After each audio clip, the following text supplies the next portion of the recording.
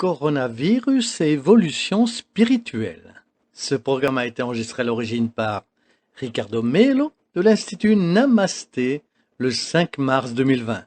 Les audios sont préparés par des volontaires de la Pilule de l'Évangile. Notre équipe de collaborateurs a toujours besoin d'aide. Soyez vous aussi volontaires dans notre cause. Rejoignez notre page sur Facebook, Pilule de l'Évangile. Bonjour mes chers amis, bonjour, avec l'affection habituelle, nous commençons une autre pilule de l'Évangile, toujours lumière et paix pour votre vie et pour votre journée. Aujourd'hui dans la pilule, je voudrais aborder un sujet controversé, délicat. J'espère que vous comprendrez, car lorsque nous traitons des questions délicates, nous sommes toujours soumis aux multiples variations d'opinion de ceux qui nous écoutent. Je me réfère à la question du coronavirus Covid-19. Bien sûr, quand on entend parler d'un virus comme en 1918, la fameuse grippe espagnole qui a coûté la vie à plus de 50 millions de personnes dans le monde, juste pour vous donner une idée, en effet, un virus a ce pouvoir. Nous avons peur et peur d'une pandémie mondiale. Ce sont des ennemis microscopiques qui ont le pouvoir de se propager et de provoquer un énorme désordre. Il est donc logique que les professionnels de la santé du monde entier aient bien raison en nous alertant de tous les dangers.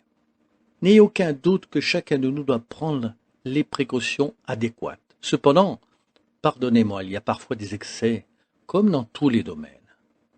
Permettez-moi de vous dire quelque chose. Si nous analysons les statistiques, grâce à Dieu, malgré tout le danger que cela comporte, le coronavirus tue environ 2% des personnes atteintes, qui sont les valeurs de début mars. Le paludisme tue environ 30% des personnes infectées. La fièvre jaune également tue environ 30% des personnes atteintes. Et je n'entends pas parler que la fièvre jaune continue encore au jour d'aujourd'hui à affecter autant de personnes. L'alcool est responsable de pas moins de 70% des accidents de la circulation au Brésil, qui tue près de 50 000 personnes par an, sans compter les personnes qui restent physiquement atteintes en raison de graves accidents qui se produisent. Parfois, la personne doit être amputée d'un bras, d'une jambe, garde aussi un œdème cérébral très sévère. Eh bien, les gens n'en disent rien à ce sujet. Les erreurs médicales tuent chaque année dans le monde des milliers de personnes. C'est vrai, l'erreur médicale, vous devriez faire une recherche à ce sujet. Malheureusement, il y a des erreurs de diagnostic et des chirurgies dans lesquelles, non par intention, les médecins et d'autres professionnels de la santé font des erreurs et finissent par effacer une énorme quantité de vies. À propos de cela, les gens n'en disent rien.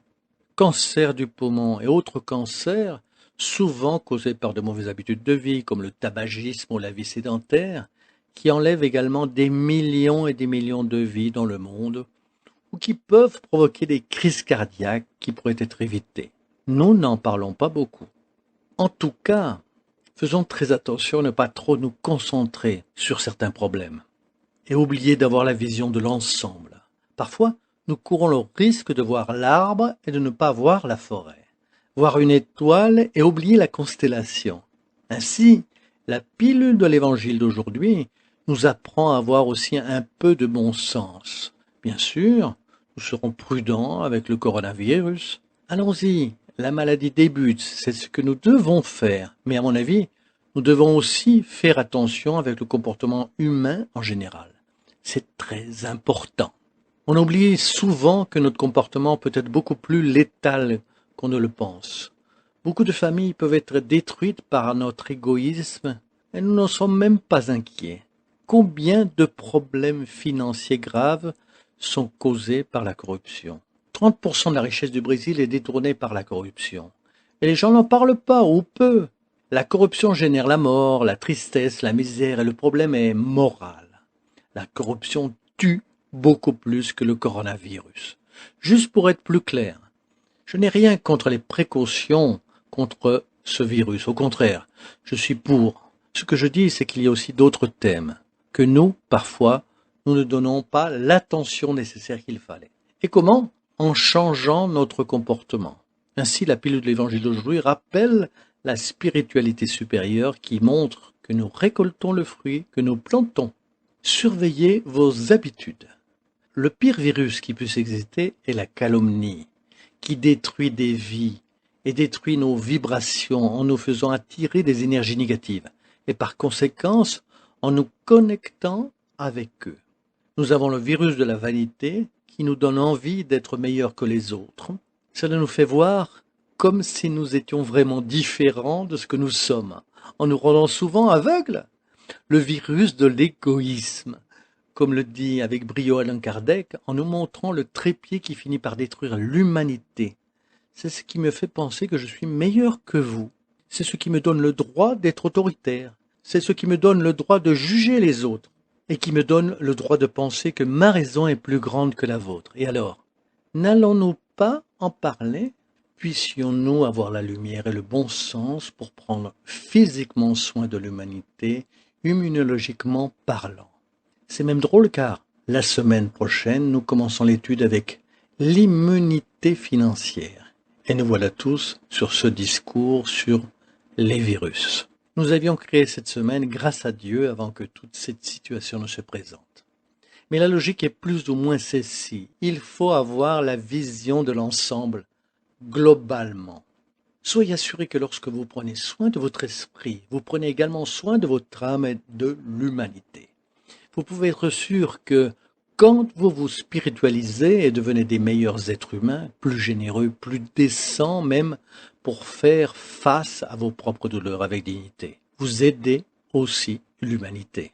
Soyez sûr que la bonté divine se diffuse à travers de nous-mêmes, au milieu des difficultés et dans l'adversité. Et nous pouvons tous être des instruments de Dieu en toutes circonstances, avec des virus, sans virus, avec des problèmes matériels ou non. Celui qui veut se connecter avec la plus grande énergie peut le faire. Et à partir de là, nos vies sont transformées. Quelle est votre opinion à ce sujet? Que Dieu vous protège et merci de partager les pilules. Et nous combattrons la virulence morale que nous avons dans les mauvais comportements qui finissent par nous traîner vers tous les autres problèmes pour lesquels indirectement traverse notre planète. Dans la pilule de l'Évangile, nous travaillons beaucoup sur votre esprit et sur votre croissance spirituelle. Mais nous ne fermons pas les yeux pour travailler également sur la partie matérielle. Ce mariage, cet équilibre, cette harmonie est ce que le 21e siècle nous apporte et ce que la spiritualité supérieure nous propose pour faire évoluer notre niveau de conscience. Beaucoup d'affection, lumière et paix, à bientôt mes chers amis, et que vienne le remède contre le coronavirus et surtout pour les maux moraux de notre humanité. C'est ce dont nous avons plus besoin. Et à bientôt, à très bientôt.